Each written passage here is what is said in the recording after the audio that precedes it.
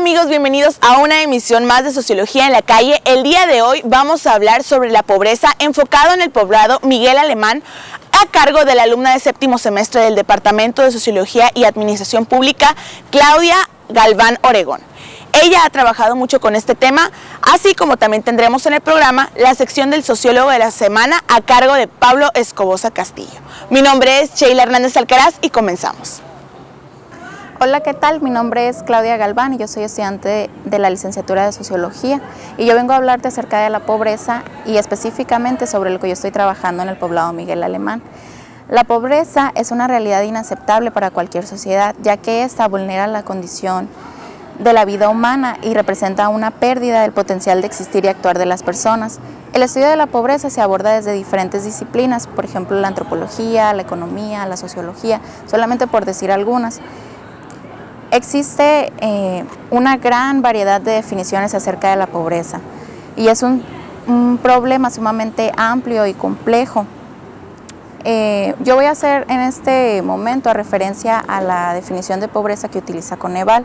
Coneval es el Consejo Nacional de Evaluación de la Política de Desarrollo Social. Este es un organismo público que tiene la misión de normar y coordinar la evaluación de las políticas y programas de desarrollo social, además de establecer los lineamientos y criterios para la definición, identificación y medición de la pobreza. Coneval concibe que una persona se encuentra en situación de pobreza cuando tiene al menos una carencia social, además de que su ingreso es insuficiente para adquirir los bienes y servicios que requiere para satisfacer sus necesidades alimentarias y no alimentarias. Estas carencias sociales se miden a base de 6 indicadores, los cuales son el rezago educativo, el acceso a los servicios de salud, el acceso a la seguridad social, la calidad y espacios de la vivienda, los servicios básicos en la vivienda y el acceso a la alimentación. Paulatinamente, la pobreza ha dejado de ser entendida exclusivamente como un estado económico y se ha ampliado más a dimensiones de la existencia humana. Precisamente eso es lo que nos permite poder involucrar algunas categorías más relevantes para la sociología. Max Weber es uno de los máximos representantes de la sociología clásica. Fue probablemente el primero en sugerir una ubicación que hoy llamaríamos multidimensional. Weber distinguió 3 ámbitos: la clase económica, el estatus y poder, y su propuesta es un punto de partida obligado para el tema de la estratificación social. Por su parte, Bourdieu expuso una visión que por su capacidad explicativa buscamos incorporar a la discusión sobre la pobreza.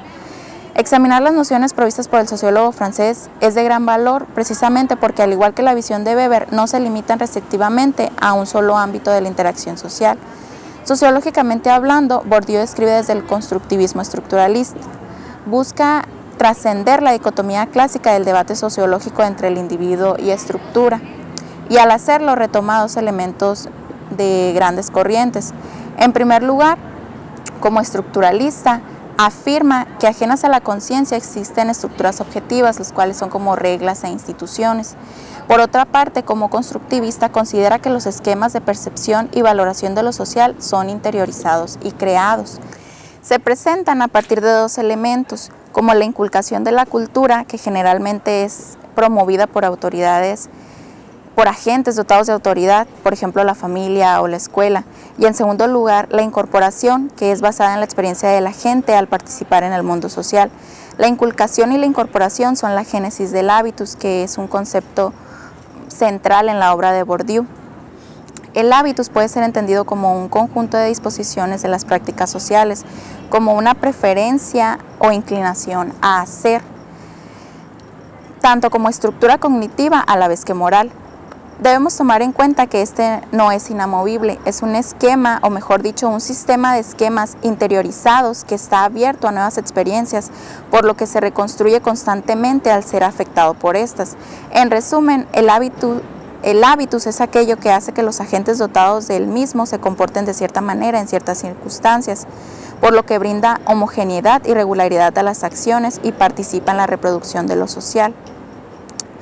Además del hábitus, el campo es otro de los términos esenciales en la sociología de Bourdieu.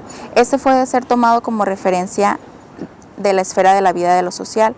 Al ser relativamente autónoma, tiene sus propias reglas. Las reglas son históricamente configuradas y por tanto pueden modificarse a través del tiempo. Así nos podemos referir entonces al campo económico, campo político, campo científico, religioso, etc. Y es en estos campos que los agentes ponen en juego sus recursos, compartiendo con otros para el logro de sus intereses, siendo la distribución de los recursos asimétrica. Para ello los agentes forman jerarquías al interior de los campos. Después hay un tercer elemento que es clave en la sociología de Bourdieu, que son los capitales. De acuerdo con esta postura, los recursos con los que cuentan los agentes y que ponen en juego en los distintos campos se representan a manera de 4 capitales, que son el capital cultural, el capital económico, el capital social y el capital simbólico. El capital económico pues es el más sencillo de entender por su uso cotidiano. Habla acerca del dinero y la riqueza. Y son sus formas más evidentes como recurso de los agentes para interactuar con otros. Invariablemente y objetivamente, quien cuente con más capital económico se encontrará en una posición jerárquica superior a aquellas personas que cuenten con menos capital económico. El capital cultural puede desplegarse en 3 formas. Primero, incorporado a manera de conocimientos, habilidades, cualificaciones intelectuales como el lenguaje. Segundo, institucionalizado, por ejemplo, como diplomas escolares y universitarios. Y tercero, objetivado, es decir, materializado a modo de bienes culturales como libros, cuadernos, discos, etc. Después, el capital social. Este es un elemento que ha sido muy estudiado y actualmente incorporado a las políticas sociales y se refiere a las relaciones, contactos, conexiones o acceso de redes de personas. Usualmente se menciona la confianza como un sustento de capital social. El capital simbólico es común encontrar conceptos como honor, prestigio, reconocimiento, autoridad, reputación y la notoriedad. Pareciera ser inherente a la gente, sin embargo, solo existe en la medida que es reconocido por otros. Los capitales económico, cultural, social y simbólico que sugiere Bourdieu nos muestran cómo existen diversos tipos de recursos disponibles y en este sentido sus categorías son útiles para concebir la manera en que se intersectan los individuos no solo en el mundo económico laboral, sino también en los diferentes campos de interacción de la vida social, siendo delimitados por reglas y en los que los agentes ponen en juego sus recursos. De esta manera nos brinda elementos para aproximarnos a una explicación más amplia de la reproducción social de la pobreza. Desde la perspectiva de los campos podemos enfatizar que la pobreza se manifiesta en cada ámbito de la interacción social y es un razonamiento afín al de Thomas Nagel. Él lo definió en 4 esferas: económico, legal, social y política. Así como en el mercado de trabajo la pobreza se traduce en la falta de habilidades y predispone un bajo ingreso, en la esfera de lo legal, ser pobre limita la capacidad de conocer y hacer valer los derechos. En lo social conlleva un estigma y en el área política limita las capacidades de influir en la toma de decisiones de los recursos públicos. Hasta hace 2 meses yo vivía en el poblado Miguel Alemán. El poblado Miguel Alemán se ubica pues al oeste del municipio de Hermosillo por la carretera Valladequino. A pesar de pertenecer al municipio de Hermosillo, es un lugar donde se puede reconocer que existe mucha pobreza. Entonces, al yo vivir ahí, yo me di cuenta de que era un lugar sumamente interesante para poder desarrollar diferentes investigaciones.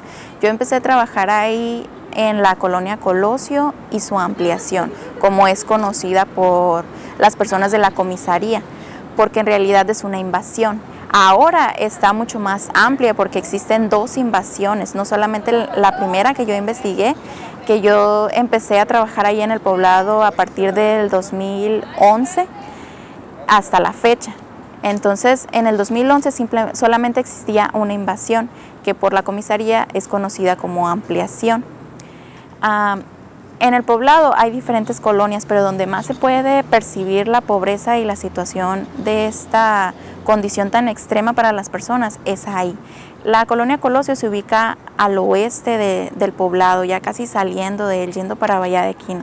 Entonces, ahí tú te puedes dar cuenta de la manera en la que viven estas personas. La mayoría de las casas son de adobe, cartón, con techos de plástico, inclusive aluminio. Son muy pocas las que están construidas con el material de cemento o de bloque. Muchas tienen piso firme por este programa que hubo en el gobierno anterior de piso firme. Ahí existen varios grupos indígenas. Entre ellos están los triquis, que son el grupo mayoritario o más conocido, los mixtecos, que se dividen en mixtecos altos y mixtecos bajos, también están mayos y también existen zapotecos, que son los más reconocidos o los más sobresalientes. El más sobresaliente es el grupo de los triquis. Ellos son más conocidos porque son los que todavía siguen utilizando y transmitiendo sus costumbres y sus tradiciones, al igual que su lenguaje. Ellos tienen un traje típico que es un huipil, se llama, que es rojo. Es un vestido rojo, una túnica roja que utilizan las mujeres, que tiene franjas verticales y listones de colores. Ellos solamente lo utilizan para las festividades, pero ahí la realidad es que tú puedes ver a las personas caminando. Las mujeres adultas ya mayores son las que normalmente andan con él todo el tiempo. Los hombres no tienen una vestimenta muy tradicional, andan vestidos como cualquier persona común. Cuando yo empecé a investigar ahí en el poblado, me centré en la pobreza en los servicios básicos, primero en el 2011, específicamente ahí en la colonia Colosio y su ampliación. Ahí me pude dar cuenta de, por ejemplo, en esta pobreza en los servicios básicos, las personas no cuentan con drenaje o alumbrado público o agua potable. Sí tienen electricidad algunas casas, pero por tomas clandestinas, utilizan diablitos muy usualmente para robar la electricidad y poder llevarla hasta sus casas. Pero eso pues conlleva a que haya muchos accidentes, porque tú caminando ahí por el poblado, ahí en la ampliación, en la invasión, te puedes dar cuenta de que los cables los ves por el suelo y por el techo, a un nivel muy bajo, que inclusive hay carros que no pueden transitar hasta allá porque pueden llevarse cables, y pues si se los llevan pueden ocasionar accidentes tanto para ellos como para las personas que viven en estas casas al provocar, no sé, incendios o diferentes situaciones por las condiciones en las que están. Las mismas personas son las que instalan todas estas tomas clandestinas, tanto de electricidad como de agua. Y para el drenaje ellos simplemente utilizan fosos que hacen a la orilla de su vivienda, y ahí van cayendo todo el agua que sale tanto de las fosas o letrinas y de cuando se bañan. Toda el agua sucia va cayendo en esas fosas, y pues eso es un problema muy grande porque está provocando también contaminación del aire, contaminación del suelo, y que está afectando, que provoca diferentes enfermedades, tanto respiratorias como estomacales, que son las que mayormente se presentan ahí en el poblado. En el poblado la actividad económica principal pues es en el campo, son jornaleros la mayoría de las personas que viven ahí, inclusive los que son pertenecientes a los grupos indígenas. A diferencia de otros grupos indígenas de otros lugares, de otros estados de la República, ellos no se dedican a cosas artesanales o a cosas que son pertenecientes de su cultura, simplemente participan en las mismas actividades del campo. Al regresar del corte continuaremos con la entrevista.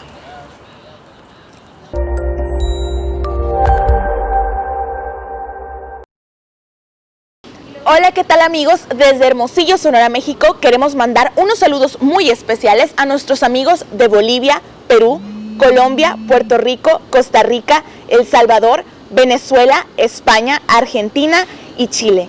Les queremos agradecer muchísimo su apoyo a lo largo de Sociología en la Calle TV y Sociología en la Calle Radio. Les invitamos a que sigan con nosotros en este proyecto y muchas gracias. Mi nombre es Sheila Hernández Alcaraz y estamos en contacto.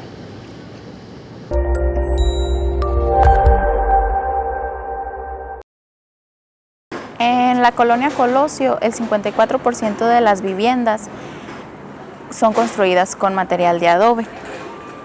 Podemos ver que existe un alto grado de hacinamiento, ya que en el 65% de las viviendas solo cuentan con 1 a 2 cuartos y solo uno es para dormir en el 52% de los casos. Y en promedio, el 59% de los hogares tienen de 4 a 6 habitantes. En las viviendas, el 77% solo cuenta con toma de agua al límite del terreno y 55% cuenta solamente con fosa séptica.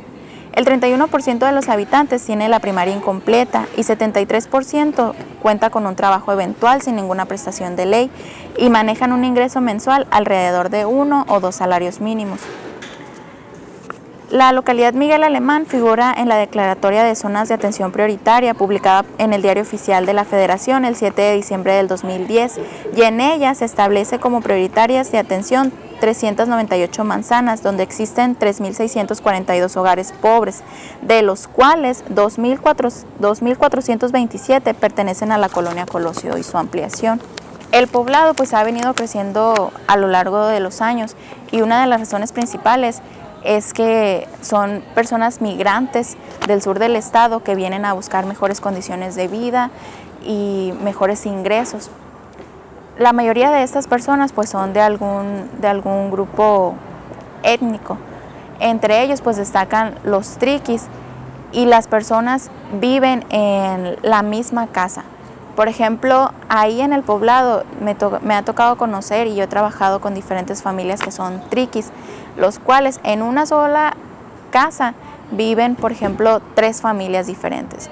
Es el papá y su esposa y sus hijos, y si se casa un hijo hombre, se van a vivir ahí. En estas familias tienen una cultura patriarcal, donde el hombre es el que toma las decisiones.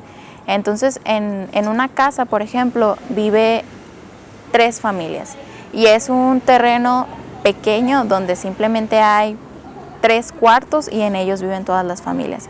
Entonces, ahí podemos ver cómo se manifiesta la pobreza y cómo influye también las cuestiones culturales, porque ellos tienen estas costumbres acerca de que si un hijo hombre se casa, puede llevar a su familia a vivir ahí mismo en la casa del papá. Ya si es una mujer la que se casa, pues sí se va a vivir a la casa del suegro a formar a su propia casa, dependiendo de lo que quiera el hombre. Él es el que decide las cosas en esta situación. En la colonia Colosio y su ampliación, o hablando ya sobre las invasiones que existen, porque son más de una ahora, existe mucha inseguridad. También fue una experiencia personal que yo tuve, fue que cuando estábamos tomando fotografías para meterlas al trabajo que teníamos que presentar, íbamos manejando, yo llevaba el carro y de repente se me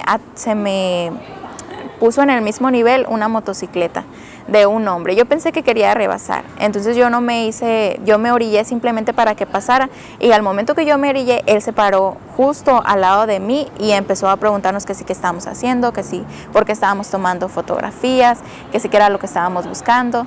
Ya después simplemente yo le aclaré que éramos estudiantes de la Universidad de Sonora y que estábamos realizando una investigación acerca de la pobreza y de las condiciones en las que vivían la gente, y por eso estábamos tomando fotografías. Y ya el hombre pues bajó un poco la intensidad con la que iba y se fue y dijo, bueno, disculpen, y se fue. Después ya yo platicando con la gente misma de ahí de la colonia, ellos me decían que en ciertas áreas pues había tiradores de droga, y justo donde nosotros habíamos tomado la fotografía estaban unos. Entonces él pensó que nosotros estábamos fotografiando la actividad que ellos tenían. Existe muchos jóvenes, niños desde los 12 años, se puede ver ahí, inclusive más pequeños, drogándose ahí afuera de escuelas en la noche, en los parques, en las orillas. Existe una secundaria que está ahí en la colonia, que los padres tienen miedo de mandar a los hijos, porque todo el día están los que están vendiendo droga y los que van. Al final salen de la clase de la escuela los alumnos, y los están esperando para asaltarlos y quitarle los que tengan. Y ahí no es como aquí que van y te quitan tu dinero o tu teléfono. Ahí les quitan zapatos, les quitan las mochilas, lo que encuentren, porque ellos con eso hacen negocio y van y venden. Y la mayoría de las personas que están robando pues lo hacen para obtener dinero para comprar la droga o las cosas que necesitan ellos para sus vicios. Otro de los problemas más grandes que se encuentra ahí en el poblado es el rezago educativo, más porque hay una gran cantidad de personas pertenecientes a los grupos étnicos, y a veces ellos no los mandan a la escuela porque se los llevan a trabajar con ellos. Entonces hay mucha deserción escolar y los que están inscritos en las escuelas faltan mucho. La mayoría de los maestros siempre dicen eso, que uno de los principales problemas que tienen ahí en las escuelas es que los niños o los jóvenes no van a clases. Faltan mucho porque los papás, pues al ver que ellos ya tienen la capacidad de poder ayudarles en el trabajo, pues lo ven como una ayuda extra para obtener mayores recursos en el campo. Me he dado cuenta también, ahora que estoy trabajando con el impacto que tiene el programa social Prospera en las personas de ahí del poblado, y la mayoría de las personas de esta colonia y de la invasión son beneficiarios del programa Prospera. Las personas beneficiarias del programa Prospera tienen una mayor tendencia a querer mejorar su calidad de vida, o por lo menos de sus hijos, no de ellos, sino de sus hijos, porque una de las condiciones para obtener el beneficio de este programa es que ellos asistan a la escuela con regularidad. Entonces, si ellos no van a la escuela y no asisten a sus citas médicas, no pueden obtener el recurso. Y como es un dinero que ellos utilizan para su propio beneficio, que no debería ser así, pero es la realidad en la mayoría de los casos, pues es para ellos más como obligatorio el poder estar asistiendo más regularmente a la escuela, el cumplir con tener una mejor higiene, porque inclusive ese es otro de los problemas que se presentan en las escuelas, que la mayoría de los niños tienen muy mala higiene, no se asean, no se bañan, sus papás no se preocupan porque vayan bien vestidos y limpios al salón. Entonces pues están transmitiéndose una serie de enfermedades ahí en el salón de clases. Pero estas personas que tienen ese beneficio del programa están buscando como salir de evolucionar o tener una movilidad hacia otro nivel de vida. Cuando tú como en tu investigación, ¿cuáles fueron los principales problemas que tuviste para hacerlo? Pues los principales problemas que tuve fueron el tiempo, porque al ser una invasión y al no tener un alumbrado público, pues solamente podía trabajar con la luz del día. Entonces mi tiempo de trabajo pues era muy limitado en cuanto a que si oscurecía, por ejemplo, me decía la misma gente, cuando yo estaba levantando las encuestas, la misma gente me decía: ay, mi hijita, no vayas a estar aquí para las 5 porque es muy peligroso, no debes andar en la calle, menos tú sola o siendo mujer, porque si estás aquí a esa hora vas a tener muchos problemas, o te pueden asaltar, o puedes, te pueden quitar, por ejemplo, tu cámara, tu teléfono, o inclusive tratar de hacerte algo a ti. Entonces la misma gente me advertía eso, que yo tenía que trabajar temprano. Después de mediodía eran como 2 horas las que yo podía trabajar ahí en la invasión, tanto por la luz eléctrica como las condiciones de seguridad que hay ahí en ese lugar. También pues el recurso económico, pues por ejemplo, ahorita que yo soy estudiante y que soy la única que está trabajando ahí, pues yo tengo que utilizar mis recursos personales o a las personas que yo tengo conocidas para que me ayuden, por ejemplo, en el caso del levantamiento de encuestas o al hacer contactos con las demás personas. Pero es algo que me ayudó mucho el tener yo contactos ahí con las personas, porque ya al yo tener un contacto y el conocer y tener esa convivencia, esa amistad con ciertas personas que vivían en la colonia, me ayudó para poder abrirme puertas a las demás casas. Pues yo creo que son los principales, más que nada la inseguridad y el recurso del tiempo, porque pues es muy limitado tanto el tiempo para trabajar como el tiempo de luz que se tiene. Pues a mí en lo personal me ha abierto más los ojos acerca de cuál es el trabajo real del sociólogo, porque no es simplemente estar creando atrás de un escritorio o leyendo, sino eso que tú ya leíste es irlo a ver a la práctica. Entonces te da muchas más habilidades, tanto para interactuar con las personas como ver realmente cuáles son las necesidades de las personas y qué es en lo que quieren que tú les ayudes, en cómo puedes beneficiar realmente a esa sociedad y cómo entenderla, porque sabemos que la sociedad está llena de diferentes fenómenos y que es algo muy complejo por entender. Entonces al tú verte inmerso en las situaciones en las que viven las personas, en los problemas que estás estudiando, te da esa oportunidad de poder tener mayor capacidad de comprender los problemas. Te invitamos que al regresar veas la sección del sociólogo de la semana.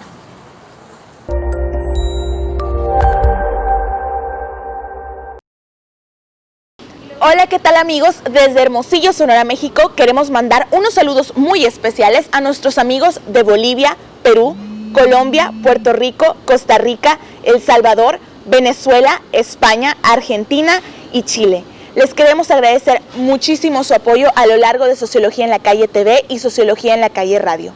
Les invitamos a que sigan con nosotros en este proyecto y muchas gracias. Mi nombre es Sheila Hernández Alcaraz y estamos en contacto.